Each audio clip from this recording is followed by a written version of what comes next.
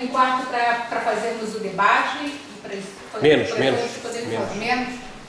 Quanto tempo? 1 hora. 1 hora? E nessa 1 hora era muito importante que as outras pessoas possam interagir com aquilo que pensam. Nós temos já algumas perguntas que estão aqui, que podemos pegá-las aqui mais perto, se calhar é melhor, eu vou até colocar aqui no chão. E se calhar uma outra forma, mudando um bocadinho a dinâmica que nós tínhamos pensado, que era o trabalho em 2 círculos, para facilitar melhor. Talvez possamos fazer um momento em que as pessoas se centram um bocadinho nas suas próprias questões, ou trabalhamos em 2 grupos, debatendo em pequenos grupos, são 2 propostas distintas, e nos unimos num grupo maior a trabalhar. E a discutir as questões. Como é que vocês preferem? Ou será que eu tenho que... Vou repetir. Uma opção. As pessoas fazem as perguntas, colocam as questões e as observações num papel, que isso ajuda bastante. Nós partilhamos isso aqui e as pessoas vão interagindo, todos que estamos aqui vamos interagindo com as próprias perguntas. É uma opção. A outra... fazermos aqui 2 grupos em que podemos discutir e partilhar as diversas ideias, e essas ideias depois são levadas para um grupo maior e depois nós partilhamos. São 2 opções. O que acham que poderia ser mais interessante? A primeira opção é melhor. É melhor. Muito bem. Passa a listar um grupo. Em termos de organização. As pessoas conhecem, quem é partir com quem, não sei o quê, não é? As pessoas escrevem isso, as perguntas. Então pronto, nós podemos ter aqui, sei lá, 5 minutos, mais coisa, menos coisa. Sim, pode ter ideia. Isso é mais para nós orientarmos e darmos oportunidade e olharmos também uma questão de gestão de tempo para que todos tenham oportunidade de interagir, tá bem? Então pronto. Tem ali os papéis, podem escrever nos papéis, se quiserem, perceberam? Eu vou colocar a pergunta e debatermos. Não. Ou eu acho o seguinte também, se vocês acharem, vamos lá, se vocês acharem mais confortável a gente não fazer papel nenhum e a gente só ficar no círculo e conversar informalmente, sem papel, sem nada, eu acho que também está aberto. Veja, isso aqui somos nós, não é porque nós estamos aqui e nós tivemos ali a palavra, ou eu li, ou Zé, isso aqui nós é que temos que decidir entre nós. Então, só lançando, sei lá, de repente uma terceira ideia. Se vocês acharem melhor a gente ficar sentado aqui em círculo e só conversar mesmo sobre as dúvidas de cada um, beleza também. A gente tem mais ou menos 50 minutos, porque depois a conexão com o Brasil ela se encerra. Tá bem, mas é melhor que toda a gente fala, para sentir a aprendizagem. E é melhor pelo lado verbal oral, porque ele grava ali a conversa. Então, se você está a escrever no papel. Este papel apareceu aqui porque eu vou ter que sair mais cedo. Exato. Então, mas fala já. E deixei algumas questões, se quisessem depois. Algumas questões não subversivas e eu penso que não foram abordadas aqui, que é, por exemplo, como é que devemos pensar o autodidatismo? Isso não precisa da legitimidade universitária ou científica. E existiram autodidatas importantes no mundo que conseguiram mobilizar muita gente para a ação, para a política. E não através da mentira, não é? Foi concreta, objetiva. Outra questão que poderíamos pensar é em que instantes é que a neutralidade é uma questão objetiva. Não sei, eu desconheço. Acho que não há neutralidade em nada desde que nascemos, não é? Assim que nascemos, alguém tem que nos dar uma palmada para darmos um belo. É um gesto neutro? Não é. Tem um fundamento sempre. Tem um sentido, tem uma orientação. Portanto, a neutralidade para mim é uma questão que, em termos científicos, apela-se muito à neutralidade, mas não existe. Não é objetivo, não é uma questão objetiva.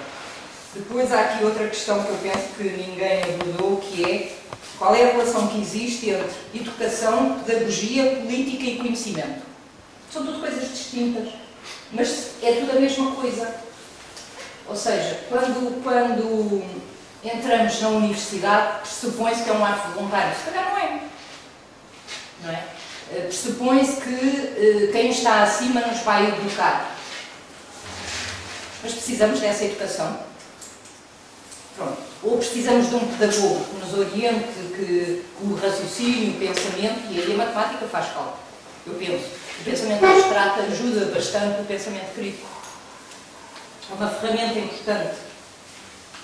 Isto são exemplos de algumas questões que eu fui levantando à medida que fui ouvindo quer as intervenções de cada um, quer o que eu pensava sobre o assunto. E depois, quem legitima a ética do conhecimento? Quem legitima a ética do conhecimento? E depois, qual é a diferença entre a ética e a moral do conhecimento? São tudo questões muito complexas que, se calhar, pronto, são interessantes para uma tertúlia, para um debate, para uma conversa, mas respostas quem as pode dar, não é? Quem é que tem autoridade para as dar? Normalmente, nós, alunos, enquanto estudantes, e por isso é que eu gostava de ser estudante profissional. Gostava. Porque eu gosto de interrogar. Porque é que o saber de outrem é mais importante que o meu? Quando eu tenho um pensamento alternativo. Eu, como disse, fiz aqui a licenciatura 5 anos, fiz 3 anos de mestrado, estou a acabar o doutoramento, são quase 15 anos de uma vida. Quem é quem para me educar ou para dizer que eu não tenho que pensar assim, deveria pensar assado? Mas existem pessoas assim e é esse poder que está instituído em termos científicos. Daí a importância do autodidatismo, eu penso. Pronto, e não quero utilizar mais questões. Tinha mais questões, mas pronto, acho que estas são as fundamentais. Mas eu acho que é só uma coisa, eu acho que essas questões são importantes porque esse workshop não se esgota aqui. São momentos que nós vamos querer fazer e estas questões podem ser absolutamente integradas e reunidas em outros momentos. Eu tinha deixado também que embora, tem que ficar a ponto. Mas eu acho que eu tenho que falar, né? Falar tanto da educação, se eu ficar quieta, vou também mentindo. Bom, eu não esperava ouvir tanto sobre educação aqui hoje. Não esperava mesmo e foi uma grande surpresa. E com as falas eu fui anotando algumas coisas que tem muito a ver com a minha tese de mestrado e com a minha trajetória de vida acadêmica e profissional na educação. A primeira coisa tem a ver com a reflexividade, que eu acho que foi no texto do Cris, que o Júlio falou, mas o Cris usou um autor que se chama Galeano, que é o Eduardo Galeano, que ele fala muito, e ele está falando muito sobre a universidade e o papel do professor e do aluno hoje, no século XXI. Eu li um texto dele semana passada, que ele falava a seguinte frase: a universidade nunca teve num momento tão histórico da sua história, um momento histórico no sentido de mudança, de transformação. E sim, o mundo já sabe que os alunos universitários têm uma voz que antes, que em outros níveis de ensino não se tem. Mas ninguém está fazendo nada. E Bolonha, como o professor falou, vem para isso, vem até não dar autonomia e sim padronizar. É o que os estudantes estão falando sobre Bolonha. A gente pode discordar ou não pode, mas eu estou falando que os estudantes na Europa falam sobre Bolonha, isso já tem estudos sobre, e eles acham que padroniza e tira a liberdade de expressão. E sim, pode ser. Mas aí o Galeano também fala que na universidade, o Cris ele colocou uma pergunta lá na hora que ele fala dos congressos, enfim, que ele fala, a universidade tem um poder maior, um saber maior para ter esse poder tanto sobre a sociedade? O Galeano também fala sobre isso, que ele fala que não. A diferença da universidade é que seria um ambiente propício para a reflexão das nossas atitudes sociais. Era para ser assim. Na matemática era para os alunos debaterem como esse raciocínio lógico e mais padronizado poderia nos ajudar na vida social, e isso vai para a educação, enfim. Ou mesmo na medicina. Era para ser assim, mas não é. Não é porque eu acho que nós temos um papel importante nisso, né? Por que nós não somos... Por que a universidade não é esse papel, não tem esse papel reflexivo? Porque às vezes nós, como alunos, não temos o nosso papel de promotores da reflexividade também. E eu estive no Brasil agora 6 meses e eu fiz um trabalho que é bacana, eu ainda não escrevi, eu ainda não publiquei em nenhum lugar, mas é sobre a percepção dos alunos universitários sobre a ética. Quem ensina a ética para eles e o que os professores acham disso. Então, o que eu fiz com a professora Marilda Benz lá no Brasil? Nós entrevistamos os professores e nós entrevistamos os alunos. E fizemos a seguinte pergunta para os professores universitários. Você ensina ética para o seu aluno e o que é ética? Para o aluno universitário. E nós fizemos a mesma pergunta. Você aprende ética na universidade? Quem te ensina a ética? Os alunos responderam que não. Que eles não aprendem e eles não podem aprender com professores que têm atitudes que eles não consideram tão éticas. Por exemplo, os professores já reclamam da universidade em sala de aula, os professores reclamam dos seus colegas em sala de aula, enfim, eles colocam questões desse tipo. E nós perguntamos para os alunos, quem pode te ensinar ética? Eles não têm outra resposta a não ser a nossa família. O que você queria dentro da universidade? Que a universidade tratasse assuntos da nossa realidade como a nossa família tratou. Porque às vezes, eu não estou dizendo que os alunos, estou dizendo que os professores não trabalham ética. Mas os professores acham realmente que eles trabalham. Porque daí nós perguntamos aos professores, você ensina ética em que momento? Em todo momento. Na minha atitude em sala de aula, eu estou mostrando para eles como é ser um profissional ético e reflexivo da sua ação docente. Mas os alunos não acham isso. Então nós temos um problema aí estrutural. É um problema dos professores, o trabalho deles? Não sei. É um problema do trabalho dos alunos? Também não se sabe. Mas o que se sabe é que o que os professores acham que ensinam, eu estou falando de temas transversais, não estou falando do saber acadêmico, como a biologia, as ciências, eu estou falando de ética, cidadania, até mesmo sexualidade, eu estou falando de temas transversais. Os professores acham que ensinam, mas acham que ensinam na sua postura como acadêmico, como professor. Mas os alunos ainda não percebem que essa postura é também uma forma de ensino. Agora, a nossa grande pergunta é o que eu tive agora no Fórum de Ética e Deontologia, agora em fevereiro aqui em Lisboa, e o professor Antônio Novo, que é muito famoso, enfim, na área da educação, falou exatamente isso. Ele colocou esse questionamento. Quem tem o poder de ensinar ética e deontologia para os alunos universitários, e principalmente para esses alunos universitários que vão ser professores futuramente? Então não se sabe, e é um problema que está sendo muito discutido na educação mesmo. Hoje de manhã eu estava falando para o Igor que sim, é um tema que já está, essa diversidade de opiniões dentro da academia já vem sendo falado há muito tempo dentro da educação. E por que se já está sendo falado há muito tempo na educação, por que ainda ninguém fez nada? Isso vem desde a década de 20 com o Dewey, né? E depois na década de 80 foi tão falado com o Schoen, mas ninguém fez nada. Muita gente reproduziu, e o Nova fala disso, que na academia está sendo muito mais reprodução do que interpretação e aplicação, né? Esse que é um grande problema. Por que é possível ensinar ética? É uma questão... Se coloca muito isso. Segundo os alunos, sim, é possível. Uma perspectiva de transmissão, é isso que eu estou dizendo, de transmissão, de conhecimento transmitido. Segundo os alunos, né, de transmissão, Carol, os alunos que nós entrevistamos, eles acham que é na questão de assimilação de postura. Se você faz, eu vou fazer também, porque você é meu mestre. De reprodução. É por reprodução. Porque eles não precisam falar, ó, vocês têm que fazer isso. Se você for um bom professor, você vai ser vai criar um bom ambiente em torno de si. Não, se você é um bom professor, esse ambiente já é implícito que já está bem. Então, os alunos precisam disso, eles precisam muito mais de exemplos do que de transmissão. É o que, na minha tese de mestrado, foi concluído, porque eu perguntei para os alunos na tese de mestrado aqui em Lisboa, quem te ensina a refletir sobre a tua prática docente? Claro que eu só perguntei para os alunos de educação, futuros professores do ensino primário e secundário aqui em Lisboa.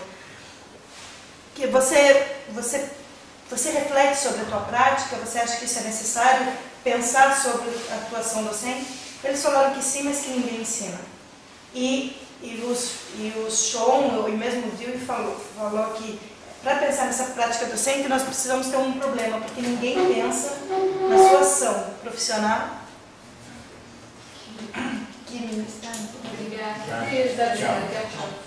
Porque ninguém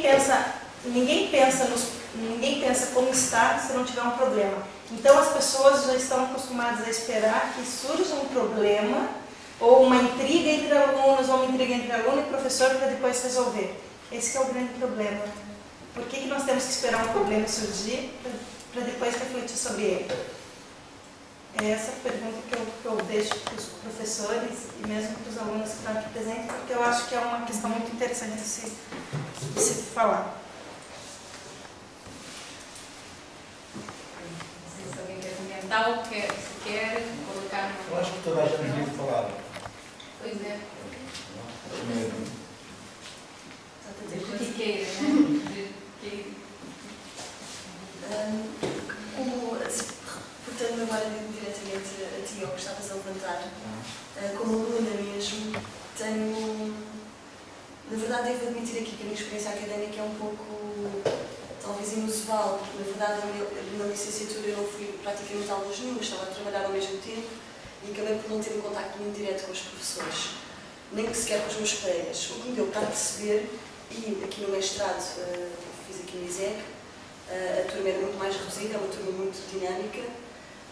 Posso talvez referir mais a isso como uma experiência mais forte, mais presente, mais atual também. Houve professores que, isto a nível de mestrado, houve professores que se queixaram do nosso dinamismo, que se queixaram de nós sermos demasiado participativos, porque eles iam preparados com slides, com PowerPoints, que debitavam a matéria. Isto no mestrado era a área de desenvolvimento e cooperação internacional.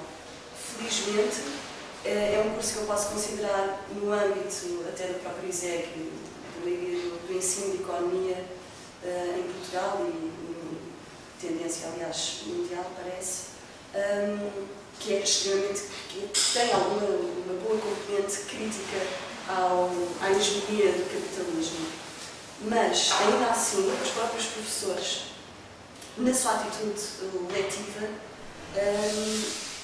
quer dizer, censuravam alguns professores, não todos, mas outros estimulavam bastante o debate e era bastante interessante quando ia para aí. Mas havia outros que, de facto, estavam única e exclusivamente preparados para dar a sua aula naquela hora e meia, naquelas 2 horas, e a expectativa deles era exatamente que nós absorvêssemos e replicássemos aquilo que eles diziam.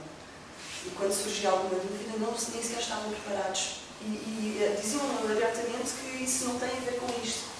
Quando, na minha opinião, não sei qual é, a vossa perspectiva relativamente a isso, se estamos a falar de componentes tão profundas e tão complexas como desenvolvimento, que é muito mais interessante completamente o crescimento económico, que é aquela igualdade quase matemática que é normalmente feita na equação como desenvolvimento igual a crescimento económico, independentemente dos vetores que se utilizam para tal, de distribuição de quer da dignidade humana, quer do meio ambiente e tudo mais que nós sabemos. Mas em questões tão complexas como estas não há fronteiras, não há limites. O conhecimento não pode ser estanque, não pode ser travado pelos conceitos. Achei muito interessante uma coisa que tu disseste, que é como é que eu posso fazer uma tese em que os conceitos não sirvam apenas de veículo, sirvam de mediadores e não sejam a própria finalidade em si. Quer dizer, então, essa também é uma grande... no fundo, isto está, como já foi dito, está tudo articulado em vários níveis diferentes. Quer dizer, podemos ir desde a prática, desde o micro até o macro, podemos ir desde o individual até o social, desde o subjetivo ao objetivo, desde o conhecimento à informação, desde uma pertença, nulidade ética a uma teleologia que é expressa ou não, está sempre implícita em qualquer ação, em qualquer pensamento que tenhamos, mesmo que não seja consciente. E, quer dizer, isto está a ser muito interessante. Há muitas coisas que fui apontando ao longo de todas estas intervenções e conversas. E há Uma das componentes mais, que me parecem estar mais no centro de tudo isto, mais nucleares, é a própria questão da comunicação em si. De que forma é que a comunicação é realmente dialógica? Em que é que se distancia o tal dialogismo do próprio pensamento, quer de si para consigo próprio, como de si para com o outro? Até que ponto é que há realmente igualdade nesse conhecimento?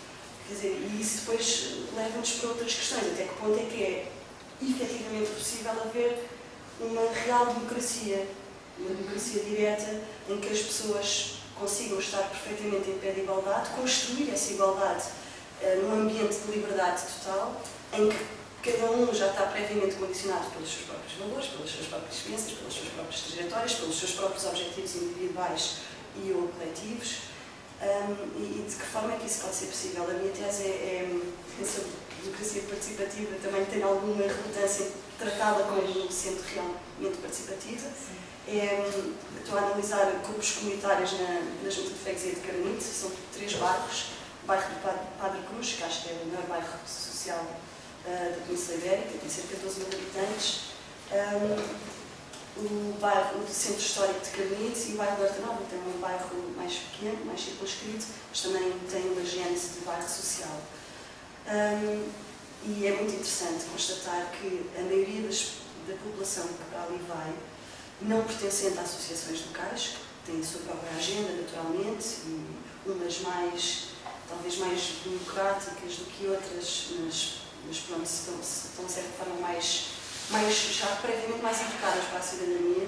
A maioria da população que ali vai ali para se queixar dos seus problemas, vai ali para reivindicar uma ação em particular, seja da Gevalis, que é uma empresa subcontratada pela Câmara de manutenção dos fogos municipais, seja pela EPULO, seja o que for, vai ali para se queixar do seu problema, acaba a reunião e vai-se embora porque sabe que aquilo já foi notado e eventualmente daí a 2 ou 3 ou 6 meses vai ter alguma resposta.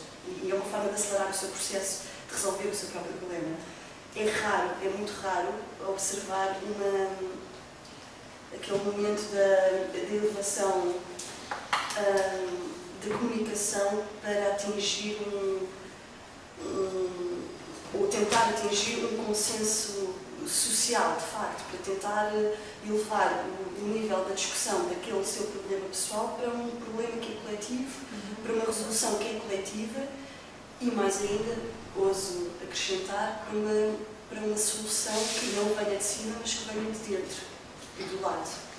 Ou seja, e isto leva-me a questionar outras coisas, que é até que ponto é que as pessoas também estão dispostas a arriscar o seu tempo e a sua disponibilidade e tudo o que isso implica, em vários níveis, para tomarem rédeas do seu próprio destino, não é? para se libertarem elas próprias. E então, fugir um pouco talvez daquela categoria que há um opressor e que há de facto, e há várias, não são apenas contingências, são sistematizações completas que vão todos os níveis, que passam todos os níveis sociais, desde a economia à cultura e a política, naturalmente, em que, de facto, há uma ideologia dominante, há práticas dominantes, mas até que ponto é que as próprias pessoas também não interiorizam essas próprias práticas, não se acomodam a essas próprias práticas e não se esforçam, mesmo sabendo que é possível alguma alternativa, não se esforçam individualmente e nos seus grupos sociais para tentar alterar alguma dessas, tentar alterar a sua própria maneira. Isto também, agora retomando a questão da academia, também é interessante no mestrado observar que, como eu disse, tive vários professores que abordavam, portanto, que eram críticos ao consenso de Washington, à doutrina toda, aos mantras todos do capitalismo. Quando chegava o momento, isto vai um pouco de encontro à tua tese também, aos teus estudos, quando chegava o momento, então, mas que alternativas é que há de facto? Parece-me a mim que há para já um grande desconhecimento, há uma ideia de que as práticas locais não podem ser generalizadas ou universalizadas, nunca terão o impacto que se pretende que tenham, visto que os problemas são globais. Portanto, há paradoxo entre o local e o global sempre, não só em termos de problemas, como a nível de soluções também. E pronto, quer dizer, é como se houvesse uma descrença total, uma desistência a priori de que há de facto alternativas que sejam sólidas o suficiente para que o mundo seja possível. Se calhar há vários mundos possíveis. Sim, estamos obcecados, eu acho que, dialogando com o que está a falar, nós estamos absolutamente obcecados por uma lógica, mesmo que seja lógica de um contraponto, não é, ao sistema que nós temos, mas que essa própria lógica venha substituir o que seja dominante. Não é? Eu acho que isto é uma coisa mesmo do pensamento, é uma questão mesmo de uma epistemologia dominante, que nos ajudou a cristalizar esse pensamento de que é preciso existir algo que abarque o que é completamente impossível, né? Dê resposta a um quadro enfim, que sistematicamente vai substituindo umas das outras, e que vai ter várias teses de evolução, de um lado, do outro, mas é por isso que eu acho bastante interessante essa perspectiva dos vários mundos possíveis, de não haver essa lógica dominante, mas que estas perspectivas possam ser consideradas como fatores de mudança mais locais, mais regionais, que atuem a nível nacional, como é que elas se cruzam nas suas também identidades com outras experiências. Eu acho que tem um campo enorme aqui de experiências absolutamente desconhecidas. Eu acho que essa lógica do contrapor a um pensamento dominante vai um bocado por aí, no quadro dos desafios e das possibilidades, né? E não apenas da identificação, da constatação. Pois sim, há muitos temas, há muitas perguntas e muitas coisas para pensar e tudo isso. Eu, do ponto de vista de um estudante de inglês, que estou a ver agora no sistema universitário lá, é que há mais pessoas que vão à universidade e a universidade está a tornar-se uma empresa. Está dando a educação como um produto, assim. E todo mundo pensa, pois, para ter um trabalho tem que ir à universidade. Então, a universidade, se tem isso, precisa, se voltar a uma empresa, vai ter mais, vai perder a liberdade das ideias. Isso é o problema, acho. Que muitos dos estudantes vão e não se interessam pelos temas que os professores dizem e tudo. Só querem um papel que diz, tem um baccalaureato nisso. E depois, como eu estudo como filologia, pode ser, filologia da América Latina e tudo isso. E ninguém se interessa no atual, numa hora, o que está passando e tudo isso. Como se perguntas aos estudantes, que meio humoradas, ou que isso, eles não se interessam, só querem um papel que diz. Eu posso te falar uma coisa, que no Reino Unido agora tem um plano de competências do professor universitário. Então, para a pessoa poder ser professora universitária no Reino Unido, eu estava lendo isso também esses dias, ela precisa de ter um cargo de competências que o governo impôs, que tem que ser feito provas e mostrar essas competências, mas não tem a ver com área, tem a ver com o que você está falando do mercado de trabalho, ou seja, o professor que vai trabalhar com a educação tem que saber informática básica, trabalhar com internet, ter sites publicados, enfim, são competências que até então não se pedia. Se o professor de biologia tem que ter um vasto conhecimento acadêmico e curricular da biologia, mas hoje o Reino Unido até está sendo protagonista nisso, nas competências do professor universitário para poder ser competente, para formar profissionais para o mercado de trabalho. E isso está muito em voga. Então, os sujeitos que trazem o dinheiro, depois o dinheiro vem das empresas, então eles vão ensinar as coisas que estão na direção das empresas. E a liberdade de ideias, como a minha parte, não tem nada a ver, porque não há dinheiro aqui, como o progresso das ideias e tudo isso, não tem dinheiro. E vejo muito que há mais estudantes porque acham que precisam da universidade, mas depois não entraram porque temos crises, então, porque foi a universidade. E como disse antes, que aprendem uma coisa e depois esquecem. Ele não aprendeu. Sim, não aprendeu. Ele é um mero robô mecanicista que entra para um ouvido e sai para o outro. E sabe que há alguns nomes que tem que pôr no ensaio para ter umas nomes conhecidos, grandes, autores, depois vais ter Acho muito interessante todas as ideias que vêm disso. Gosto muito.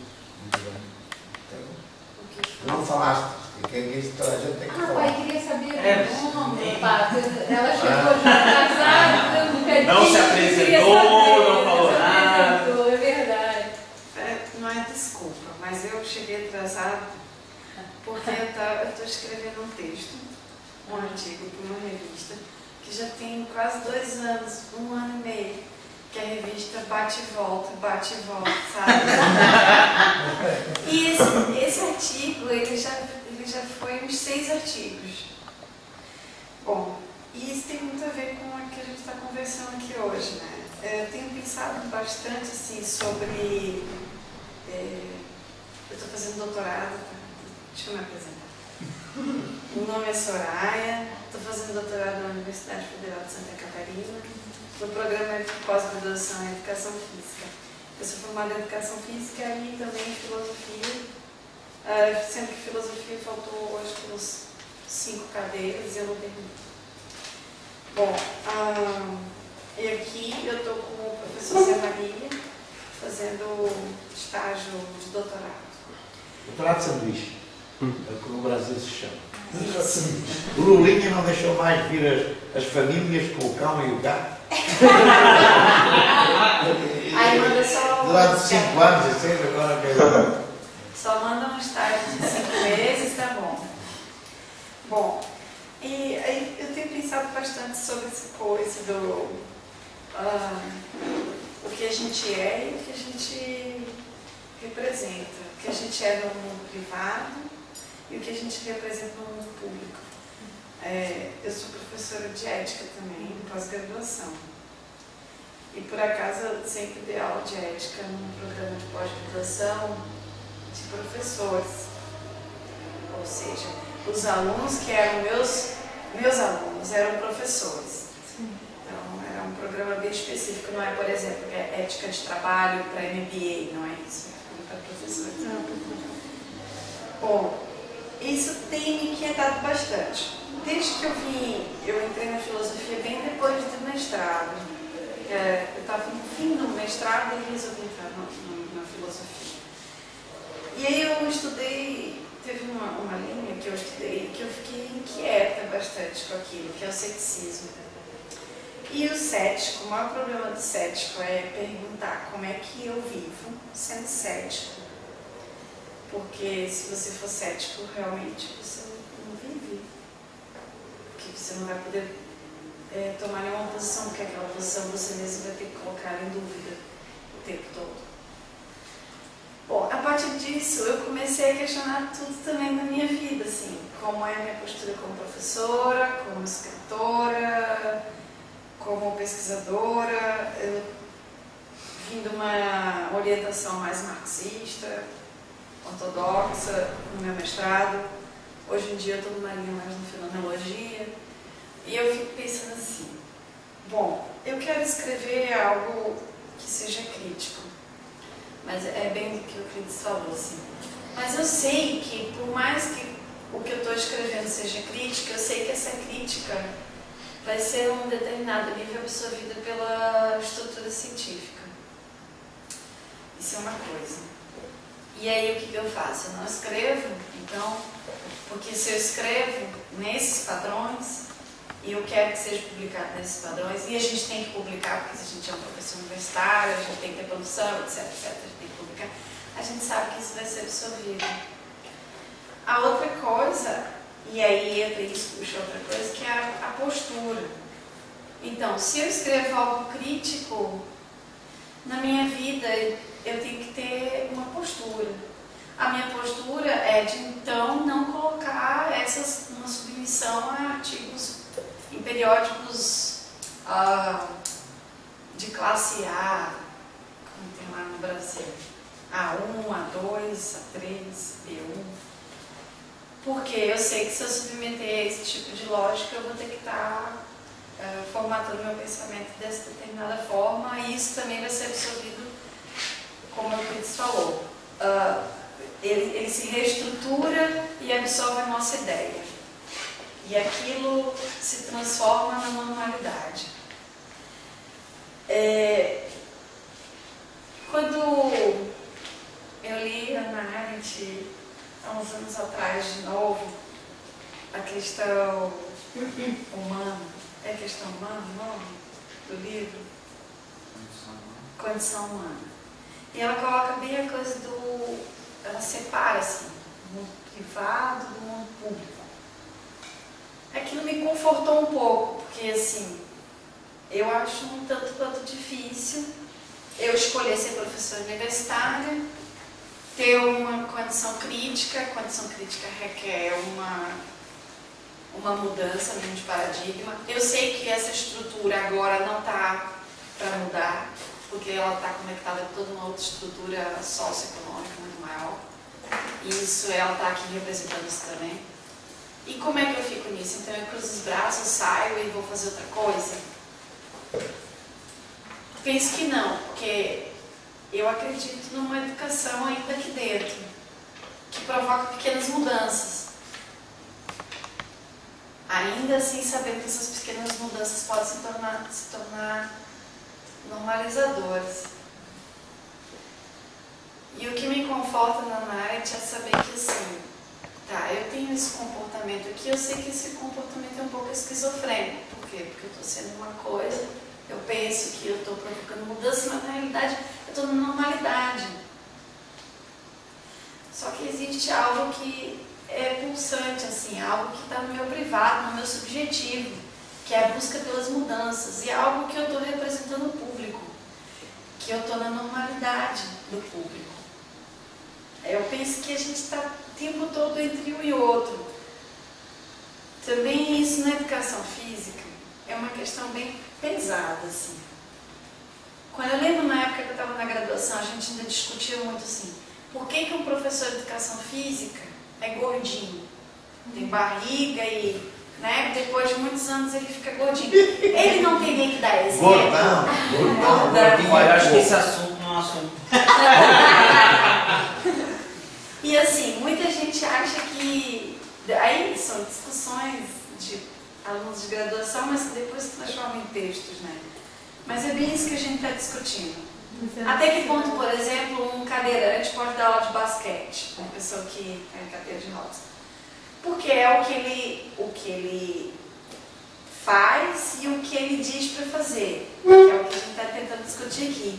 Um cadeirante pode falar algo para alguém fazer e ele não fazer?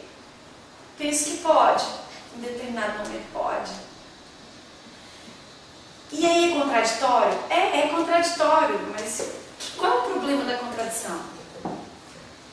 Eu não lembro quem foi que levantou aqui um ponto que, às vezes, não sei se foi ela que falou de como ensinar a ética. Uma das coisas que eu falava, assim, quando eu ia falar sobre ética, que para mim é um assunto muito difícil de discutir, é que às vezes a gente tem que tomar determinadas posições na vida. E esses posicionamentos, às vezes, não são éticos perante uma moralidade que a gente tem normativa, mas é uma atitude ética. Isso é um bocado complicado explicar numa sala de aula quando você fala de ética. O que isso tem a ver com cadeirante? E o professor de educação física é gordinho. Muitas vezes a gente defende que o professor de educação física tem que estar na postura privada dele, de não fumar, de não comer muito, porque ele tem que estar dando um exemplo na vida inteira dele. Tá, mas então a vida inteira dele é o trabalho dele que se transformou o público dele no privado e virou a mesma coisa?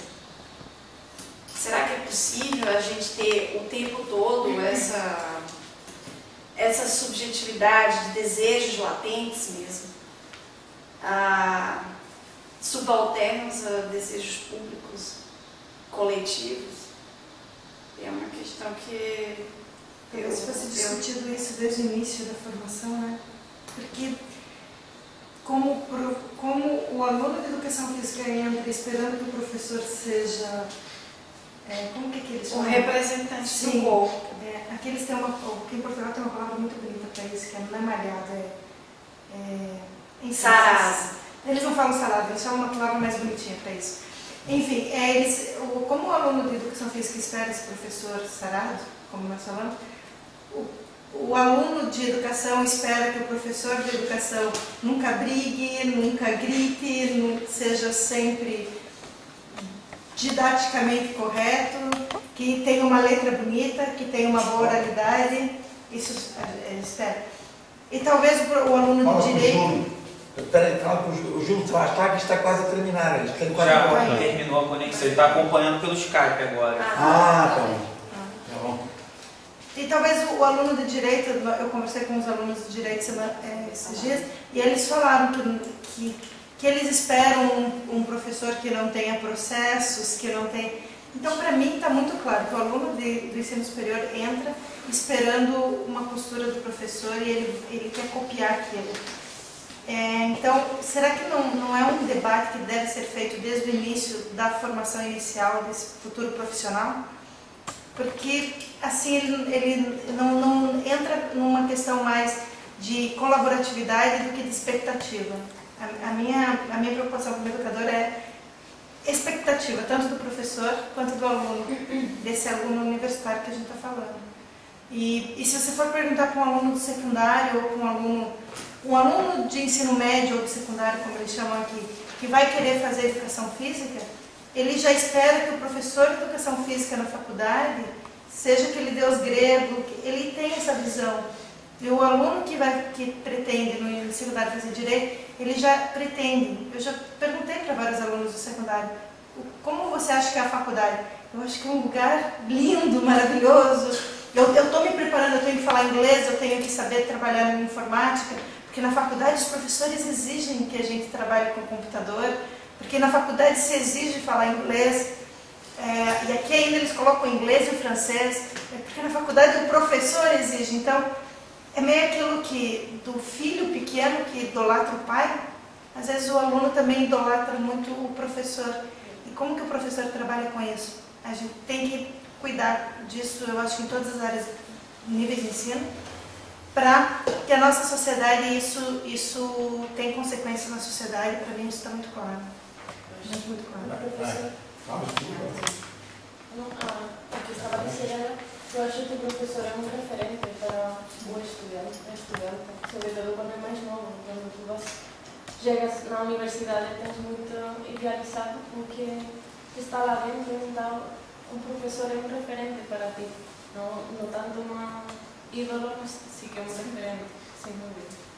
Então, às vezes, o que estava a dizer, o professor de educação física que é gordinho e tal, não sei o quê, é uma contradição porque tu, quando chegas lá, estás à espera de ver que, não sei, que uma percepção que tens tu, que ele vai ensinar tudo, e que tu estás lá para ouvir e aprender o que ele está a dizer. Eu acho que também, na minha perspectiva, eu estudei em Madrid e também fiz um ano cá. E eu olhei que há muitas diferenças no ensino cá e em Madrid. Nós lá, acho que éramos 100 pessoas de média em cada turma. O professor não nos conhecia a ninguém.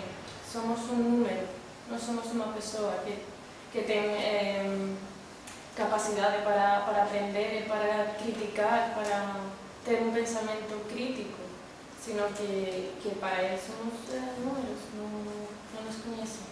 também o que falava é que a mercantilização da universidade, os professores mesmo, na minha universidade, não vou generalizar porque todos não são assim, mas vão trabalhar como quem vai a uma fábrica empacotar o produto, uma mecanização do trabalho. Eles vão fazer o seu discurso muitas vezes e não vão com a intenção de partilhar o conhecimento que eles têm, e a informação, e construir juntos um conhecimento comum. Esse é um aspecto importantíssimo. E se tem outras pessoas que querem falar, Não sei se você quer. Não, A gente estava falando dos desejos, né? Eu acho que tem realmente a ver com essa coisa do professor ser exemplo. E ter que ser exemplo, não só na vida pública, mas na vida privada também. Também pode ser uma... Eu vou arriscar aqui falar, mas também pode ser essa coisa do professor ser o exemplo da autoridade mesmo. Então ele tem que ser perfeito naquilo que ele está falando. E quando a gente fala em crise, ou em crítica, e em mudanças, a gente também está falando que a gente é ser humano e que a gente pode errar. Por exemplo, nós aqui que estamos falando de um lugar mais crítico na universidade. Por isso, cabe a um professor, por exemplo, anarquista, às vezes, ter um posicionamento autoritário. E se perceber que está tendo um posicionamento autoritário e mudar. Porque ele se abre a isso. Cabe, por exemplo, também uma pessoa matar os insetos que tem na sua casa. Porque tem outras determinações que faz você ter aquele tipo de atitude, que não outra. E isso vai ter que mudar você como uma outra postura de professor, não mais aquela de eu sou o exemplo, portanto eu ensino ética, eu sou ético o tempo todo e tal. Não, é desconstruir essa ideia em relação aos alunos também, que o que ela falou é construir junto, ele também falou disso. que a Marta acaba de E dizer, construir não junto significa eu me colocar num lugar que eu posso ser professor de educação física gordinho e me perceber errando, mas não conseguir sair daquele lugar, apesar de conhecer as técnicas, formas, as táticas, de conseguir sair daquele lugar, mas não consigo. Tem outros limites meus, que são da subjetividade e que devem ser respeitados perante a uma diversidade de pessoas, de culturas, de histórias. Eu não sei, é mais por aí que eu venho pensando isso, assim. E aí eu penso, né? Que isso é o nosso cotidiano, né? Em tudo na vida, assim, até na relação com a família, com tudo. Nas amizades, né? Você falou essa questão que eu até anotei aqui, achei, dos desejos íntimos subordinados aos desejos públicos, né? E eu fiquei pensando, mas como é que é a construção do desejo íntimo e como é que é a construção do desejo público?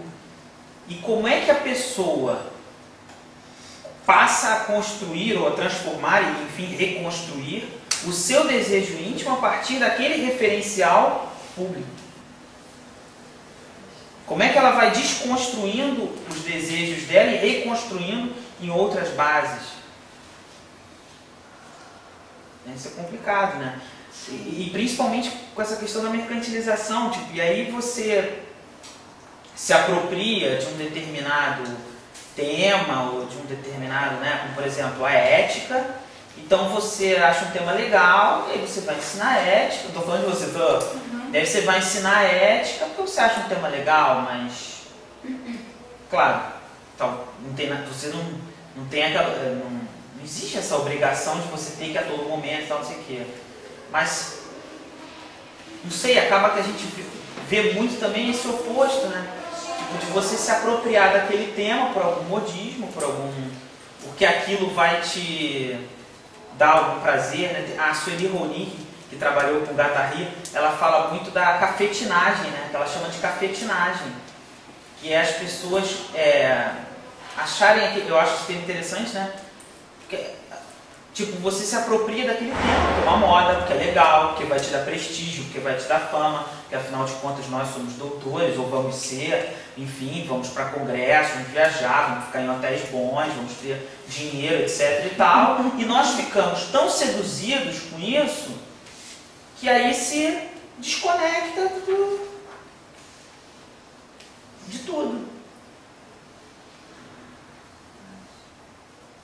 É complicado também, né, gente? Quer dizer, não sei também, não sei. Quando eu falo isso, eu falo muito assim, pensando em algumas pessoas que eu conheço, que são, assim, que doam toda a sua vida, por exemplo, à universidade, ou ao movimento social, ou ao marxismo. Eu convivi com pessoas que fizeram isso, principalmente no meu mestrado, e antes também um pouco. E eu vi assim o quanto que a vida da pessoa era aquilo ali. A vida da pessoa era o público, completamente o público. E essas pessoas, assim, hoje elas já estão um pouco mais velhas, estão com 56, 57 anos, estão bem doentes, assim, estão com câncer, cancro. Uma já deu AVC 2 vezes. E sabe, cadê, eu não sei, cadê a saúde, cadê a energia da pessoa aproveitada para alguma coisa que ela sinta prazer verdadeiramente? Talvez ela esteja se enganando no prazer dela, no prazer coletivo que ela acha que ela está se identificando, mas que já se perdeu. O indivíduo dela ficou em algum lugar. Quanto a isso, acho que ia só acrescentar um bocado quando estás a falar, estava a pensar, acho que está muito articulada a ideia de... Rapidinho que caiu. Desculpa, ainda não disse nada. Não, era a questão da legitimidade, não é? Parece que há aqui uma...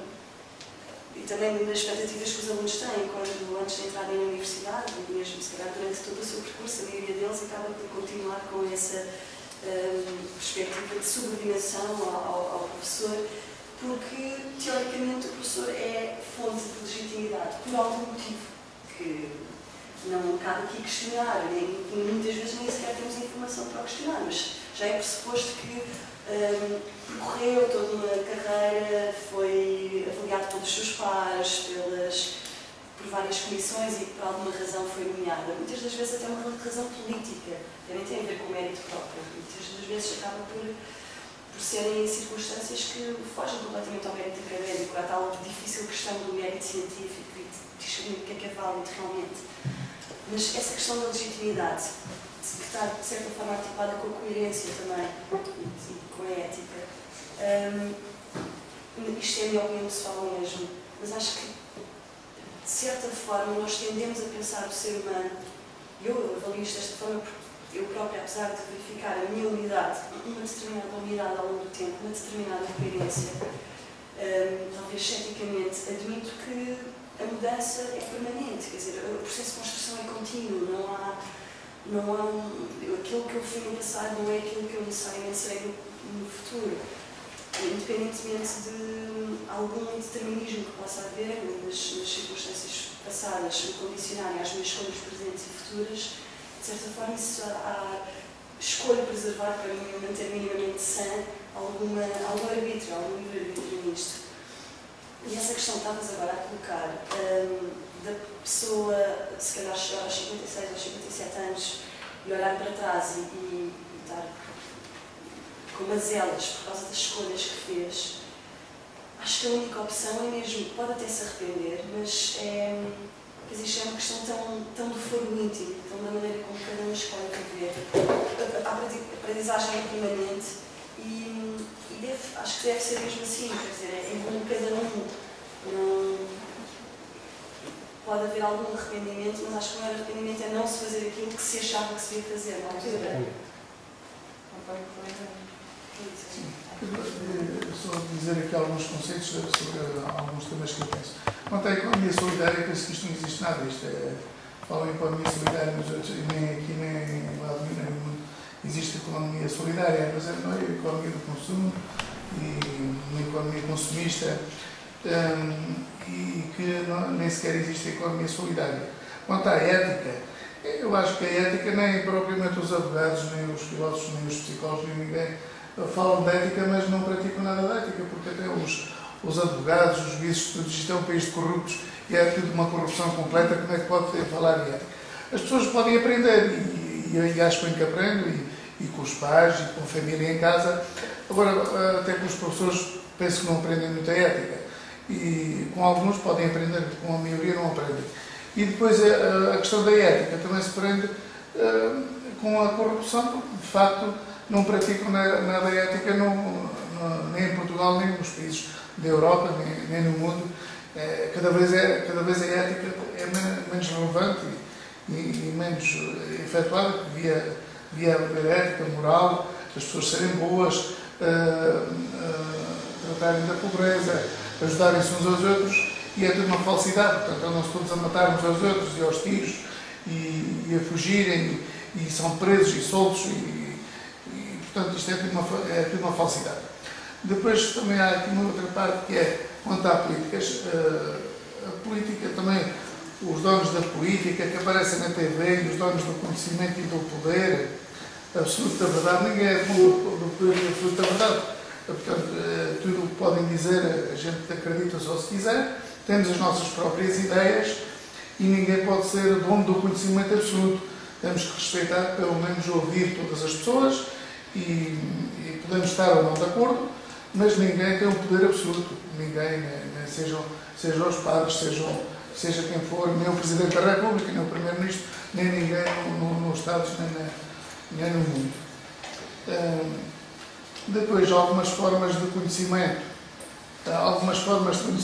estudos de pós-desenvolvimento, aqui e sistemas de cosmovisão, relações. Isto penso que é muito interessante, mas é preciso estas relações serem desenvolvidas a nível mundial e bem resolvidas, quer dizer, são relações cosmovisão. Eu não percebo muito bem o que é que falam aqui de relações cosmovisão. Penso que devem ser relações humanas, económicas, financeiras, todo o tipo de relações, mas cosmopolitas, a nível mundiais. Mas estes sistemas, também não sei se isto se prende muito com sistemas políticos de democracia e de outros sistemas antidemocráticos, se não. Quanto aqui à educação popular e à filosofia, eu acho que a educação popular, porque é que a educação popular não é uma metodologia e é uma filosofia? Se alguém souber, a educação popular eu penso que devia ser uma metodologia e não só apenas um conceito filosófico, ou não só uma filosofia.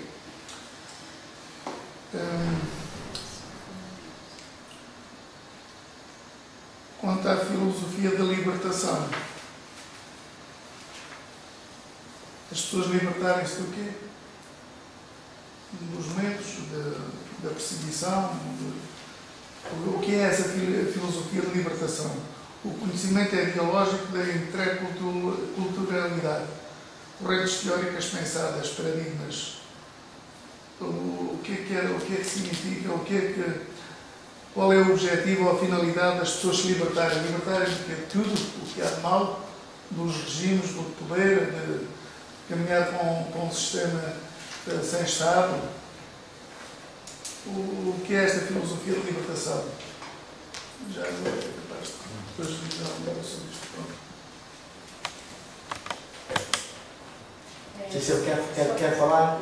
Não. Tem uma pergunta, né? Depois. Então, o prefeito foi que eu sim, a filosofia de libertação e não. A pergunta é feita ao Polícias. Já agora também, é verdade. Já agora também tem um companheiro que quer falar. Pois. Aproveitamos para.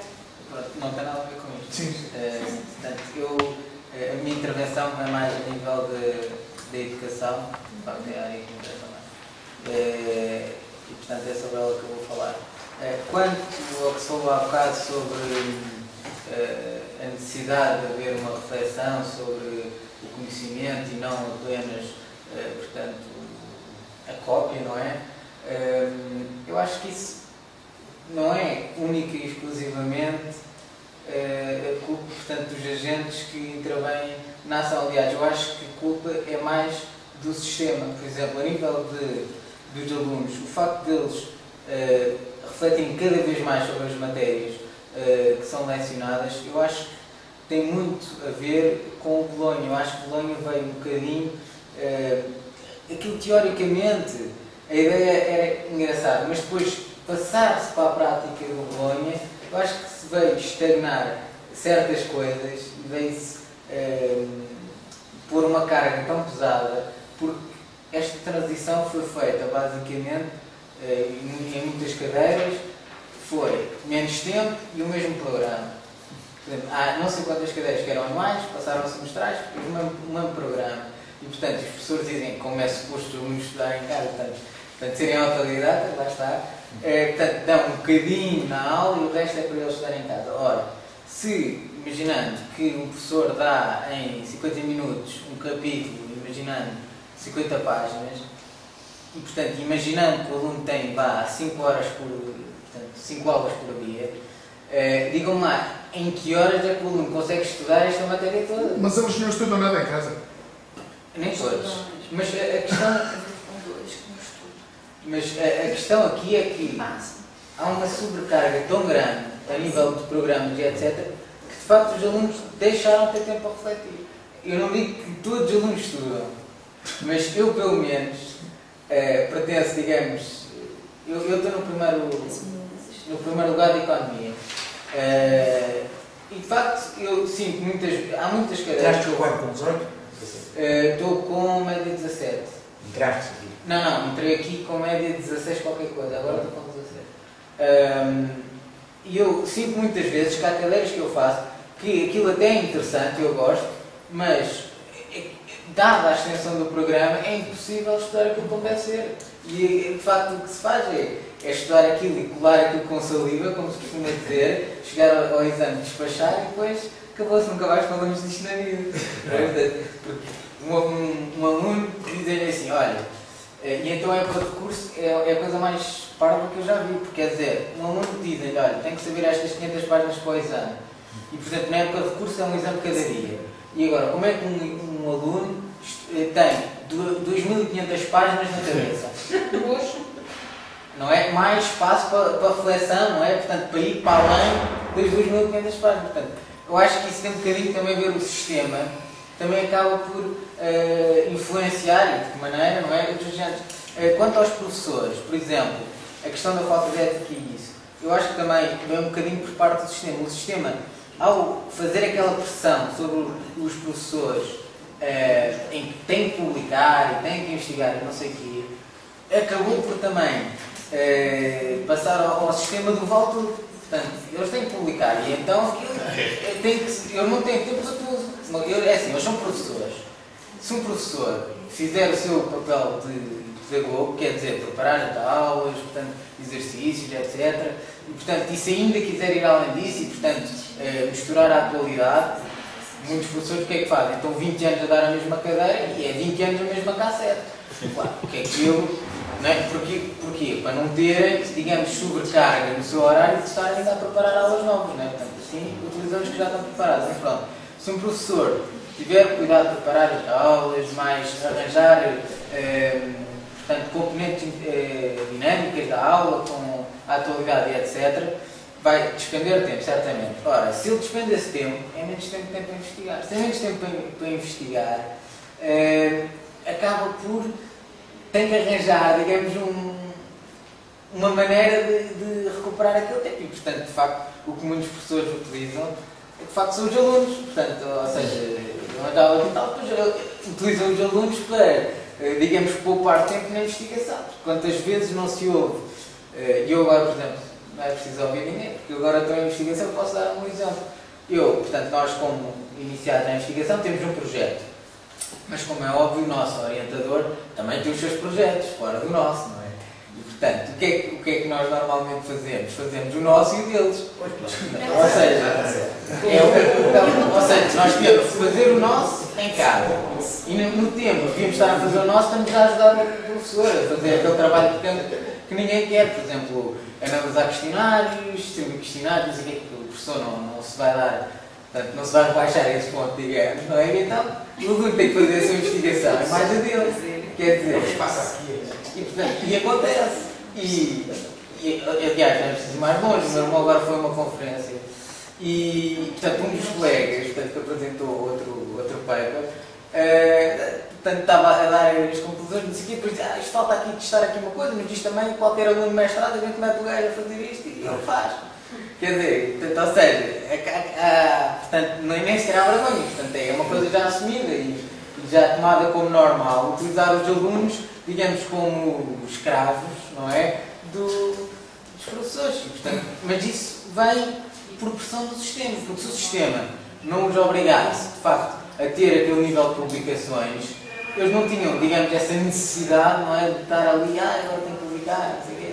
Portanto, acho que também a minha ideia é que é o sistema que faz com que os agentes, digamos, fiquem corrompidos.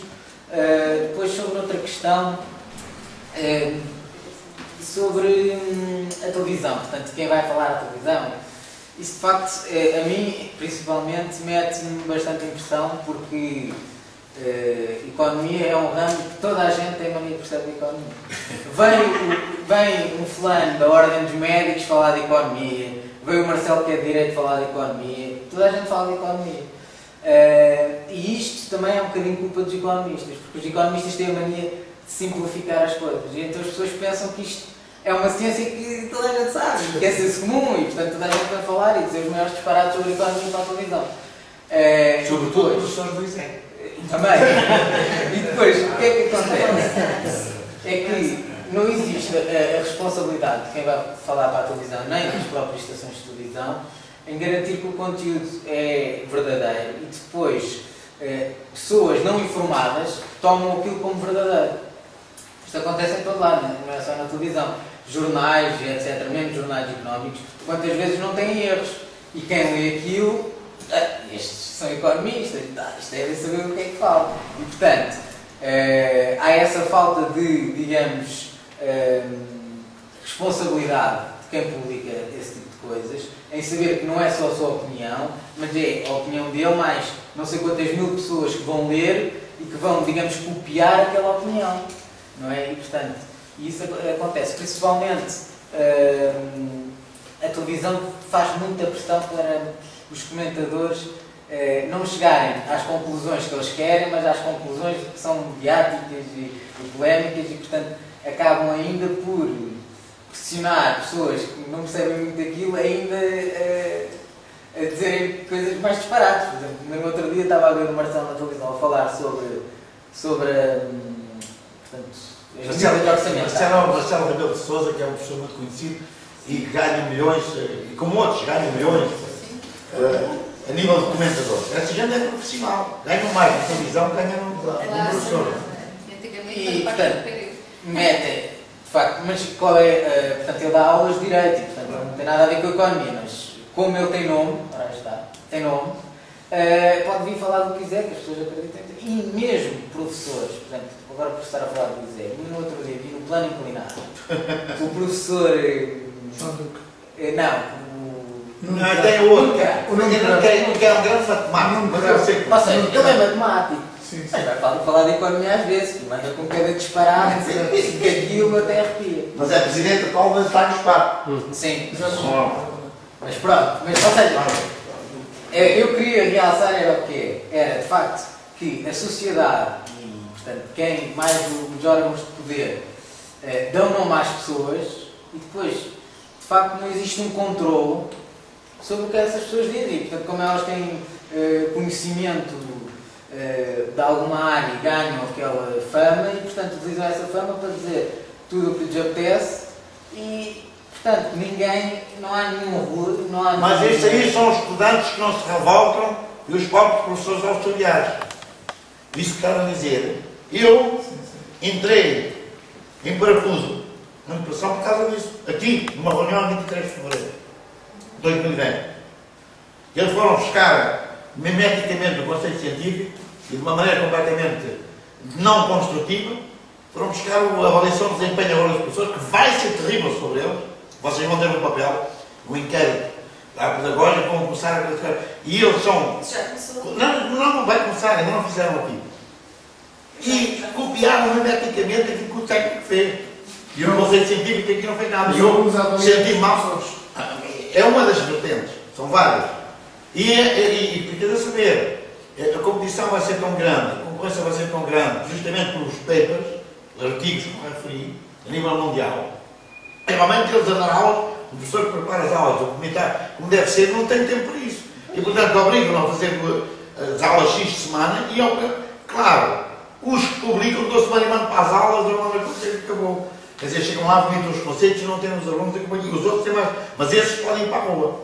Os que não publicaram. E depois eu queria ainda realçar mais um ponto, que é o facto da estabilidade. Eu acho que a estabilidade no ensino superior é má. Ou seja, o facto, por exemplo, um professor, desde o associado, se não me engano, que já não pode ir para a rua, digamos. Agora pode ir. O decreto-lei 205. Mas já pode agora? Pode. Se ele for avaliado abaixo de bom, pode ir para a rua, inclusive dos catedráticos. Inclusivamente os Vão lá ver quem é os avalia, o problema é quem é os avalia. Mas pode ir para a rua. Mas os catedráticos, quem é que os avalia? O decreto-lei 205 de 2009, de 31 de agosto, salve, eu já não lembro muito bem. Eu não lembro.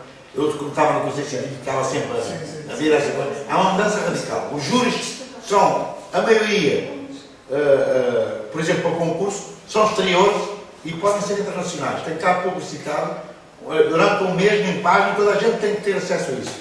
Concurso de professor associado. E depois, quando está cá, conforme a avaliação que seja feita no plano pedagógico, no plano científico, no plano até ético e moral, se quiserem, é em função disso que pode ir para a rua. Mas, geralmente, as pessoas que são catedráticas têm o poder, depois são outros que o avaliam. Portanto, é uma chatice, não sei como é que eles podem. Agora, os associados podem ir para a rua. A questão disso que eu queria realçar é, de facto, se não houver portanto, um sentimento de instabilidade nos pedagogos, não é? Não existe um incentivo para eles, de facto, exercerem a sua função o melhor que podem. Ou seja, se houver aquele sentimento de eu não posso ir para a rua, agora parece que já mudou, mas ainda há muitos professores que continuam a dizer eu não posso ir para a rua, e portanto, enquanto eles tiverem essa sensação, qual é a vantagem deles, por exemplo, darem boas aulas? Quer dizer, para o próximo ano estou a dar a mesma e estou a dar outra cadeira qualquer. E se não houver esse incentivo para eles, de facto, mostrarem que são bons e que têm trabalho feito e etc., de facto eles não vão, por si próprios, não vão, está-me a apetecer agora e dar boas aulas. Ou, por exemplo, quantas cadeiras não existem que têm reprovação 100%? Quer dizer, se alguém olhar para aquilo é matemática. Quer dizer, mas alguma coisa está mal, os alunos nenhum percebe, o professor não viu bem as aulas, ou os alunos são todos atrasadinhos mentais, ou então a avaliação não foi bem feita. Não há grande hipótese, não é? E que qualquer uma que seja, há que tomar alguma atitude e ninguém toma. Não é? Portanto, e repetitivamente, portanto, todos os anos, existe pelo menos uma cadeira que tem 100% de reprovação. Quer dizer, e é ridículo, não é? Portanto, ou seja, mas depois aí vem outro problema, que é a forma como o poder está instaurado. Porque os órgãos aqui das universidades, em geral, são compostos maioritariamente por docentes. Ora, um docente, por exemplo, o Conselho Pedagógico é maioritariamente docente. Imaginando que eu fui injustiçado numa unidade curricular qualquer, e se eu fizer queixa para o pedagógico, aqueles, digamos, professores, não é? Portanto, aquilo depois também tem os alunos, os funcionários, mas é residual, são mais alunos só. Eu, quando fui presidente do Conselho Pedagógico de 4 anos e os professores tinham os estudantes ao meu lado, um que tinha medo de não passar em matemática, estava lá ao cima de bem, votou nele. Não era eleito, por exemplo, não sei o que. Desculpa, conclusão. Estás a falar no mundo em que eu me demitir tudo. É melhor, porque isto está a acabar às 2 horas. Não sei dizer. Sim, são 14 o Clides a responder um pouco sobre a filosofia. Deixa-me só acabar um instantinho. O problema é que isto está, digamos, é um sistema corporativo, ou seja, se eu não tramar aquele, ele não tramar a mim, e depois não trama ao outro, e portanto, ninguém mexe. Ou seja, tende-se como uma estagnação, ou seja, ninguém faz nada e portanto, a gente continua... Cobardia dos estudantes e dos professores auxiliares. Pois, exato, quer dizer, ou seja, um docente que está no conceito pedagógico tem duas alternativas. Ou vou chatear o docente, ou vou ignorar o aluno. Bem, se eu chatear o docente, ele depois pode vir a chatear a mim. Se eu ignorar o aluno, não acontece nada. Portanto, se calhar a gente vai manter, ignorar e tal. Mas é cobardia. Pois, exato. Eu digo, estou a falar aqui como estudante, como ator participativo e decisório reflexivo. Há uma cobardia. A malta está na bebidinha, passa ao lado, quer dizer, faz as suas mangas e deixa andar. É? E depois faz os testes com os corpos, pode plagiar, mas é que isso, eu, porque houve cobardia dos estudantes e dos professores auxiliares, eu tive que me demitir. Portanto, como vejo, não há manga aí. Mas o Euclides, aqui está até as 2 horas. O Euclides, por favor, respondeu à teoria do Euclides. 50 que é sobre a filosofia de libertação. 3 minutos. Não vai ser fácil. Mas... No máximo 3. Nos anos 70, na América Latina, a prática de libertação foi tematizada sobre várias abordagens, várias ciências. Tivemos uma antropologia da libertação, Gunther Frank, Antônio Vivas Flores, sobre uma sociologia da libertação, Fernando Osborne, uma teologia da libertação, que não pode dizer que teologia seja uma ciência humana, né? Mas enfim, foi um campo de elaboração. Gutierrez, Boff, houve uma pedagogia da libertação, com Paulo Freire, houve o teatro do oprimido, com Augusto Boal, houve também a filosofia da libertação, tematizada nos vários países da América Latina, no Peru, Salazar Monde, no México, Leopoldo Zé, na Argentina, Vicky Lúcio, Ardiles, Cush, Amélia Podetti, Nicarágua, Alejandro Serrano Caldeira, Brasil, Hugo Asman, e, bem, Cuba, Pablo Guadarrama, Gonzalez, e aqui na Europa também, por exemplo, Áustria, Hans Schaffsmann, nos Estados Unidos, James Marsh, Michael Candelari. Houve uma grande elaboração, uma publicação de textos tratando de vários aspectos da praxis de libertação, do ponto de vista ético, gnoseológico, político, estético, temáticas relacionadas às culturas primitivas ou originárias, latino-americanas, e o processo de dominação cultural, os processos de libertação. Mas para dizer numa palavra, mais de 1 milhão de pessoas hoje vivem a fome no mundo. Quantas mulheres são violentadas, oprimidas, dominadas? O processo do capitalismo com as mídias, a colonização dos imaginários, das subjetividades, exploração das pessoas, destruição dos ecossistemas. Qual é a possibilidade de um pensamento crítico do nosso mundo? Para onde vamos? A filosofia trata de temas do conhecimento, da ética, da política. É possível filosofar sobre a praxis da opressão e da injustiça e debater as temáticas de fundo de como é que se constrói um conhecimento crítico, um processo de emancipação, de libertação. Ou seja, é uma vasta produção bibliográfica da filosofia da libertação, não só na América Latina, na África também, né? Francis Fanon, Ebenezer João Moeri, vários outros autores trataram das temáticas de libertação. E, enfim, 3 minutos é impossível. Aqui está a coisa até as 2 horas e eu peço desculpa, mas tenho uma reunião às 3, tenho que comer alguma coisa. Mas queria só colocar uma coisa. Era possível, assim, muito rapidamente, fazermos uma última ronda aqui, sendo muito breve, o que ficou para as pessoas, o que muito rapidamente gostaria de saltar. Pode ser com uma palavra, com uma coisa, deste encontro que nós fizemos aqui. Um exercício. Então, comece. O que ficou para você? O que ficou? A possibilidade de experimentar, né? De experimentar o diálogo aqui num campo e num espaço em que, é verdade, as pessoas trouxeram e identificaram muitas questões, muitos problemas, e fica a minha dúvida e a minha própria vontade de, num próximo momento, também fazer um outro desafio complementar ao contrário, que é o que as pessoas podem trazer no contraponto dos problemas identificados, elas podem trazer como seu conhecimento de outras estratégias, de outras experiências e de outras formas de ver o mundo, e que a gente possa fazer um trabalho de conexão entre isso. Para mim é um desafio pensar uma outra possibilidade assim. Adelante. Agora que veio. Bom, para mim fica uma questão de dúvidas. Eu, por mim, ficaria aqui a tarde inteira, a noite inteira, ouvindo vocês, falando também. Então, para mim é isso.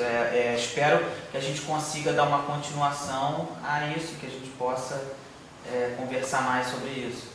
Porque as perspectivas são muito diferentes, muito ricas, então espero que possa dar uma continuação. Como vou ter que ir embora, para mim ficou a autoaprendizagem, a autorreflexão é fundamental nas nossas vidas atualmente. Senão são meros números que são, em certa medida, cilindrados por uma abstração, por uma complexidade das transnacionais, em que as pessoas não são mais do que descartáveis. Pessoas descartáveis, se estiverem dentro da lógica competitiva e concorrencial, e vale tudo passando por cima do outro, sabem os outros que ou se deixam ir para a economia informal, para a economia da miséria, da desgraça, mas quer dizer, lá estão, dos resíduos, vivem do caixote do lixo daqueles que consomem demais, e as pessoas que são reflexivas e coisa têm que arranjar espaços alternativos, inclusive na universidade, e inclusive como se fez aqui hoje. Pronto. E eu acho que isto deve ter continuidade, não é? Só se no caso de ter. Eu estou mesmo na linha de investigação, que é desenvolvimento sustentável, terceiro setor e redes sociais. Obrigada, Zé. Ainda bem? Não sei se o outro pessoal tem medo agora depois de eu ter falado assim. Mais um companheiro. O problema é que isto é uma vivência. É verdade. E não deve ser o fazer. E a universidade faz o fazer. Dizer normativamente aquilo que é dito ao professor, normativamente aquilo que é ao estudante e normativamente aquilo que é dito ao funcionário. A universidade é isso. Só que está em crise, quer dinheiro agora, quer vender produtos. Não é? Isso é porque o Estado está falido e então mal tem que vender produtos. Agora, o que eles são ignorantes é que não percebem que isto é o que se vende. Porque é informação, conhecimento e energia. Para perceber a crise, bem, por aí não vamos para o outro lado. Agora continuam com a cabeça mergulhada na areia, fazem reflexões de todo tipo, falam da porcaria. Você vê a televisão, é falar da porcaria. Toda a porcaria, quer dizer, não sai daí, é um ciclo vicioso. Não são soluções. Expiações coletivas ou grupais ou corporativas, a culpa é daquele, a culpa é do outro. Quer dizer, esta porcaria está em crise, está tudo endividado. Mas o que é que eles estão agora a pensar? Na mudança da Constituição. E gastam ricos jornais e coisas, quer dizer, passam ao lado, são impotentes para enfrentar a própria crise. Não têm conhecimento, nem energia, nem informação. E isso no software que estão produzidos, é preciso criar dentro do software, não basta haver software. Portanto, aqui matematicamente são os melhores matemáticos do mundo. Porra, porque é que essa gente não se dá a solução a isto? Então, como é? Então, o que é que é os grandes modelos, grande ciência? Porque é que não, esta porcaria não... E é matematicamente, porque a dívida é matemática, é de acordo, não é?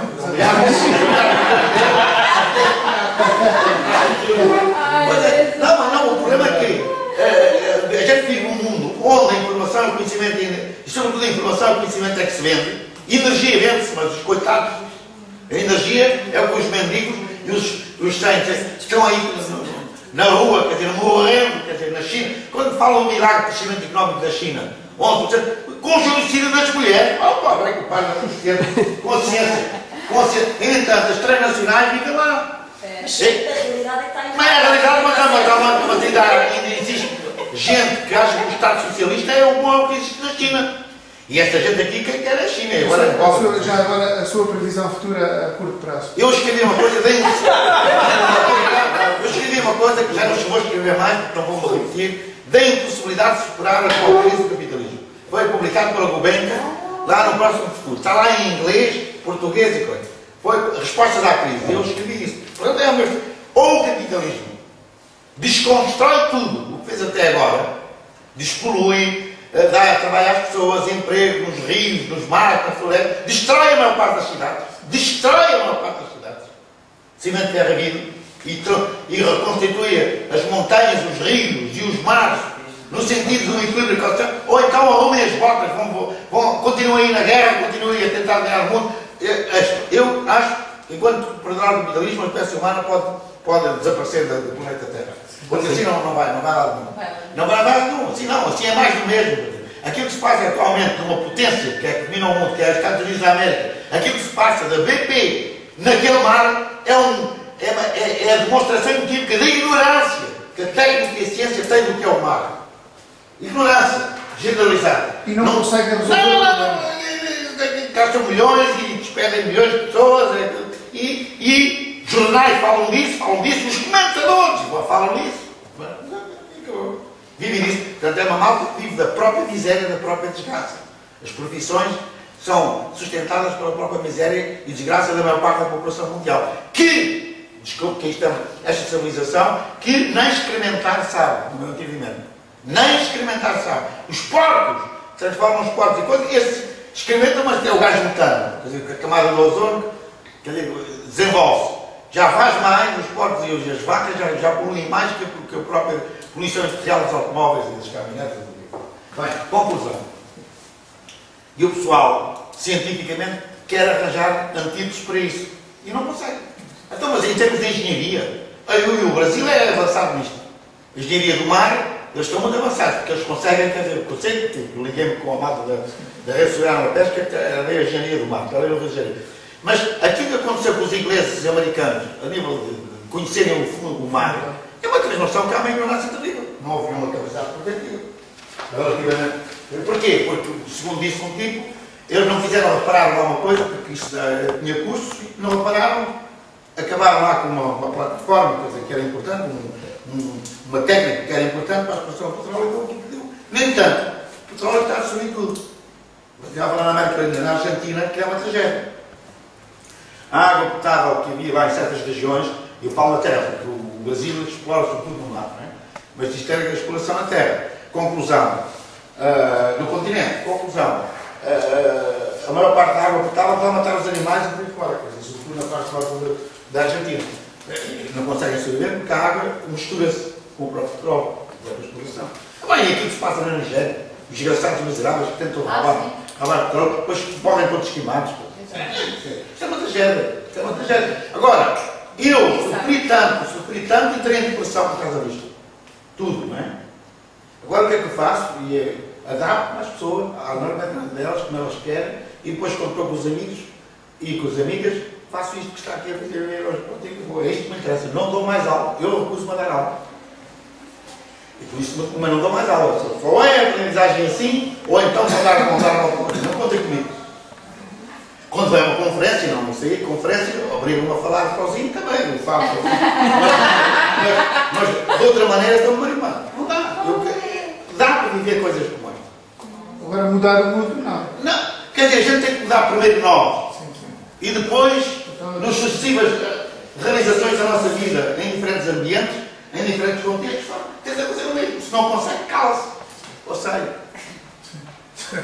Bem, mas eu estou a tentar, estou a fazer isto porque já vou da balada. Portanto, eu digo adeus a toda a gente. E depois, nas férias. Faz. Não, ainda estou a ficar até o dia 30, os brasileiros já obrigam a matar aqui. Sexta-feira. Boa viagem. Tá? Dia 30 não me obriga a vir aqui.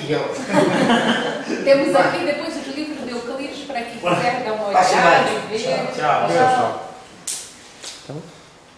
Pronto, mas vamos Mas para seguir Se isso quiserem, vai ser difícil. se quiserem depois. Eu acho que assim. Se quiserem dizer mais alguma Se coisa, quiser ou não, falar mais sim ou alguma não, coisa, vamos se quiser embora, sair, vamos também. deixar. Obrigado. Obrigada. Valeu. Olha, Esqueça de trazer as coisas do sol. Eu levo já. Eu levo. Ah, sim. Eu levo já isso. Bom, Mas sim. Mais alguma? encerra você. É? Pronto, companheiros. bom, Não quero encerrar, está encerrado. A próxima. Ô Carol, quando é que é a próxima? Pois é, não, mas eu acho que podia ficar uma questão aqui interessante, porque nós quando pensamos em fazer este aqui sobre esse tema, né, era um bocado para, a partir também da experiência das pessoas, a experiência das pessoas poderem interagir com as nossas próprias experiências, na verdade com as nossas próprias vivências, né? Foi um bocado a intenção sobre esse tema que o Igor já comentou, de onde vieram essas preocupações, né? Uma vez que trabalhamos com temas trabalhamos só, nós vivemos esses temas, né? Vivemos, eles estão incorporados na nossa forma de ser e tal, né? E me parece que há aqui muito campo para nós pensarmos, digerirmos, porque isso não é de uma vez. Tem muitos elementos, muitas experiências aqui para pensarmos, muitas coisas que foram ditas. E eu acho que temos possibilidades, e ainda agora com o que colocou aqui o Zé, né, de tentarmos organizar outros momentos. E a mim me parece muito interessante essa dinâmica de problematizar e do campo dos desafios e do campo das possibilidades. Me parece bastante concreto, concordo precisamente com o Zé, a minha sensibilidade pelo menos, que nós não temos, nem podemos, a não ser que a gente joga uma bomba aqui no ISEG, né? E não interessa, porque vão ter outros continuando a fazer, mas, e são outros campos também, quer dizer, não é isso, não é questão do físico, né? Mas não me parece que sejamos capazes, com as condições que temos hoje, de mudar dinâmicas dentro da universidade. Estamos a falar de uma maneira mais transversal, estamos a falar de uma política, estamos a falar de pensamento, estamos a falar, o pensamento que está ligado à gestão econômica, financeira, é tudo junto que está aí, não é?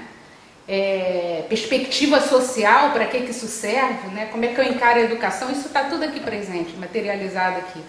Mas o que me parece que pode ser interessante é que se temos essas preocupações, e essas preocupações pelo menos estão aqui nas nossas experiências, que elas podem também ser trabalhadas numa via de possibilidades e de desafios que possam criar alguns campos fora da universidade também, ou alguns pequenos campos dentro da universidade, onde esses espaços podem ser conquistados, não numa perspectiva de mudar isto que está aqui dentro, mas de criar outras vias de pensamento, de trabalho, de experiências. Como é que nós potencializamos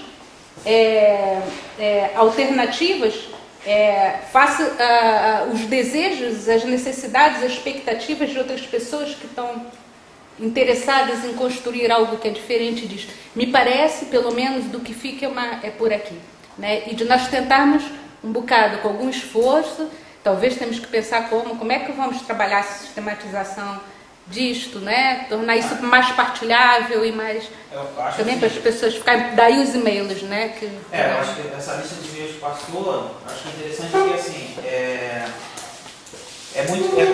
eu me sinto como você falou, essa questão de ter que digerir um pouco as coisas, pensar e tudo mais. Mas eu acho que assim, foi uma iniciativa bem embrionária ainda, assim, né? E acho que isso também deve ter, não sei, mas eu acho que a continuação disso vai depender muito de nós também, à medida de nós, não só nós no sentido talvez nem todo mundo tenha interesse em continuar falando sobre isso, debatendo isso, mas quem tiver interesse, enfim, eu acho que a gente tem como tentar continuar essa construção e tentar ir alargando se isso for do interesse de mais pessoas, etc. E se conhecer outras pessoas. Eu acho que é isso, acho que não tem muito, né? Na medida que quem tiver interesse, vamos. também ainda mais com essas ferramentas eletrônicas, mas às vezes funciona, sei lá. Acho que seria interessante também alargar o debate naquilo que me estava a dizer, não só ao contexto académico, mas à própria realidade, não é? Onde se vão tendo estas experiências. Porque é aí que surgem as vossas inquietações, por exemplo, não é? Relativamente à maneira como se estuda, à maneira como se articula o conhecimento que está a acontecer, que está a ser vivido, à maneira como é manobrado, entre aspas, não é uma palavra bonita, sugere alguma manipulação, mas a maneira como tem que ser formulado para o apresentar à academia, quer dizer, portanto, juntar um pouco os vários mundos, não é? As várias realidades, porque, não sei, acho que somos mais ou menos todos estudantes, ou académicos, ou seja, que... Sim, acho que no fundo é um pouco de como diz o Guido, porque nós somos dois, né? Eu sou Carolina e estamos nesses não é? Todos que, é verdade. Acho que sim. Ok. Acabamos. Então, obrigado pela presença. Obrigada de a vocês. todos os companheiros. Obrigadíssima, gente.